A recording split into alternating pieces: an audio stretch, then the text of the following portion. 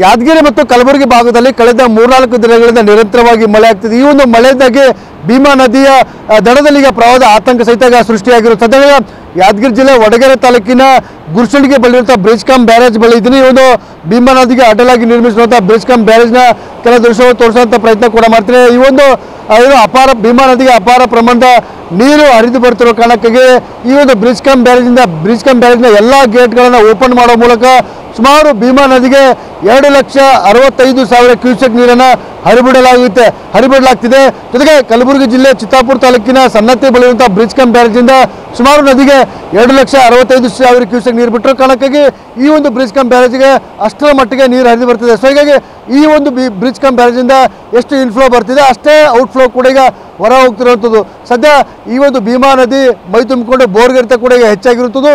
ನದಿ ಪಾತ್ರದಲ್ಲಿರುವಂತಹ ಗ್ರಾಮಸ್ಥರಿಗೆ ಈಗ ಪ್ರವಾಹದ ಆತಂಕ ಸಹಿತ ಸೃಷ್ಟಿಯಾಗಿರೋದ್ರ ಜೊತೆಗೆ ನದಿಯ ಎಡಭಾಗದಲ್ಲಿ ಯಾದಗಿರಿ ತಾಲೂಕಿನ 16 ಹಳ್ಳಿಗಳು ಬಂದರೆ ನದಿಯ ಬಲಭಾಗದಲ್ಲಿ ವಡಗೇರೆ ತಾಲೂಕಿನ 16 ಹಳ್ಳಿಗಳು ಬರ್ತವೆ। ಸೊ ಹೀಗಾಗಿ ಈಗಾಗಲೇ ನದಿ ಪಾತ್ರದ ಗ್ರಾಮಸ್ಥರಿಗೆ ಪ್ರವಾಹದ ಆತಂಕ ಸಹಿತ ಸೃಷ್ಟಿಯಾಗಿರೋದ್ರ ಜೊತೆಗೆ ನದಿ ಪಾತ್ರದ 16 ಹಳ್ಳಿಯ ರೈತರ ಜಮೀನುಗಳು ಸಹಿತ ಜಲಾವೃತ ಆಗಿರುತ್ತದೆ।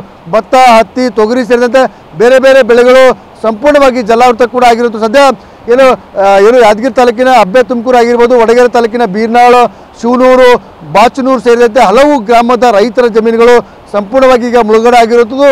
ಇನ್ನು 3 ಲಕ್ಷ ಕ್ಯೂಸೆಕ್ಗೂ ಅಧಿಕ ನೀರು ಬಿಟ್ಟರೆ ಹಲವು ಹಳ್ಳಿಗಳಿಗೆ ಸಹಿತ ನೀರು ನುಗ್ಗುವ ಆತಂಕ ಇದೆ, ಮನೆಗಳಿಗೆ ಸಹಿತ ಜಲಾವೃತ ಆಗುವಂಥ ಆತಂಕ ಇದೆ।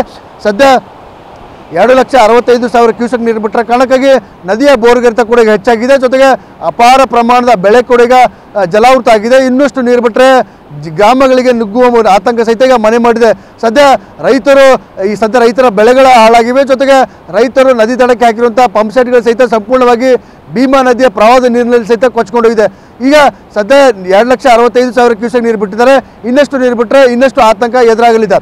ಕ್ಯಾಮರಾಮನ್ ಶಿವಶಂಕರ್ ಜೊತೆ ಅಮೀನ್, TV9 ಯಾದಗಿರಿ।